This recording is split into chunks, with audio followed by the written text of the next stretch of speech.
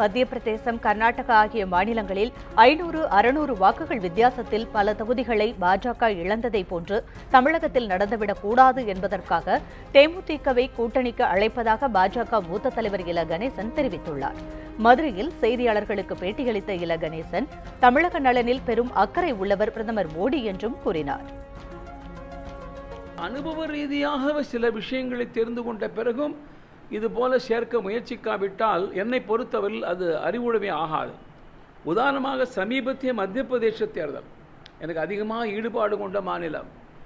நான் உண்மையிலேயே அவர் அவ்வளவு அருமையான முதலமைச்சர். கடைசியில் ஆய்ந்து பார்த்தா ஒரு 10 தொகுதிக்குள்ளாக வெறும் 1000, 2000, 600 இது போன்ற வாக்கு வித்தியாசத்தில் நாம் வெற்றி வாய்ப்பு இழந்திருக்கிறோம். அதே மாதிரி தான் கர்நாடகா. பாரதிய ஜனதா கட்சி ஆட்சிக்கு வந்திருக்க வேண்டாம் கடந்த தேர்தலில். அங்கே இதே மாதிரி தான் 6 தொகுதிக்குள்ள இதே மாதிரி சில வேறுபாடுகள். கொஞ்சம் முயற்சி இருந்து வந்திருந்தால் ஆட்சி மாறி இருக்கும்.